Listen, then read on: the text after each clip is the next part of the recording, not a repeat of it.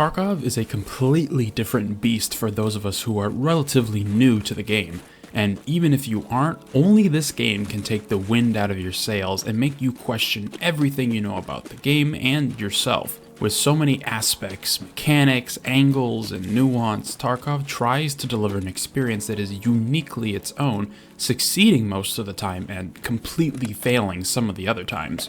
We'll never get that perfect Tarkov video game, but in the meantime, as we slowly approach a potential 1.0 release, it's important to try and enjoy what we have right in front of us. And for those who might be having some difficulty in that regard, it's not all doom and gloom. A lot of it simply boils down to a mentality shift with how you play and engage with Tarkov.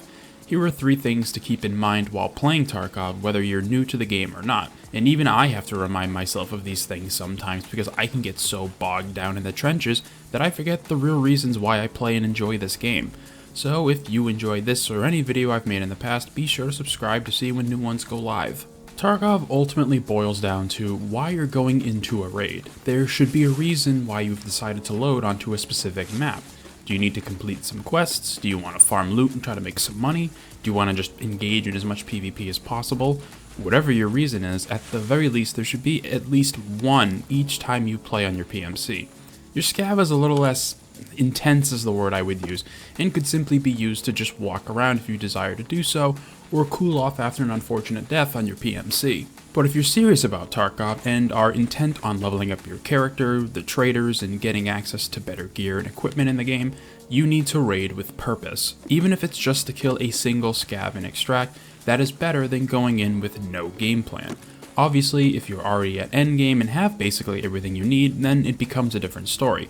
But for those of us who still have tons of progression to make, each raid on your PMC should come with a goal or some goals. And trying to get risky and tackle multiple quests at once will usually provide big time regarding how fast you level up.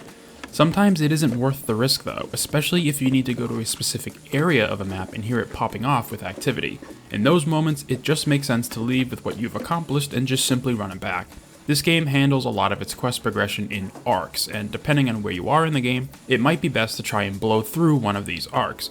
Each map requires a different amount of playtime and requiring it at different points in the wipe cycle, but you will need to visit each and every map at some point, so it's best to accept that fact early on and do what you can using the offline functionality in Tarkov to try and learn the basics of the map, where the high traffic locations are located, and where the extractions are. Seriously, if you're new or just unfamiliar with a map, just play it in offline mode. You can choose if there are scavs, bosses, the types of weather, and you have full access to the map knowing you're the only PMC on it. The only thing to keep in mind is that while you will not lose your gear should you die, you also don't keep anything if you happen to find it. But still, offline is a feature in the game that many don't take advantage of, so don't be afraid to use it should you want to experiment with new maps, weapons, or features. One thing that any Tarkov player will say, myself included, is that you are going to die in this game. A lot. Very similar to something like Dark Souls, death is inevitable, an inescapable fate that will cross your path many times throughout your travels. So as early on as you can, just remember that death doesn't have to be a loss of your gear or any quest items that you may have had.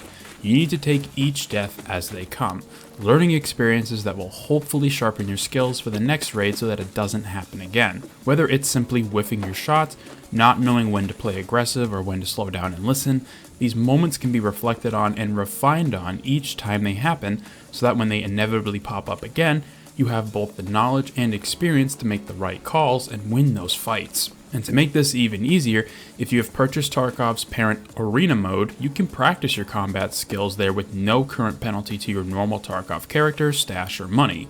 It's certainly not necessary, and these situations will be different and not exactly a one-to-one comparison, but anytime being able to shoot your gun at other players is a welcome one.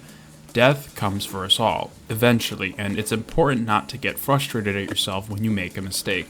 The game is out to get you, and I mean that in the most literal sense. Bugs, glitches, crashes, errors, you are going to encounter plenty of these, so you just have to remember that this game isn't done, and for how amazing it can be, on the same token, it can be one of the most frustrating experiences to try and play. But if you can get over that, even when you die, you will have some incredible experiences that you can only get in Tarkov. Assuming you follow at least one Tarkov creator online, if you ever go over to their live streams, you'll notice many of them are higher than average levels, especially with how quickly they can level up immediately after a wipe. This is something that should be taken with a grain of salt.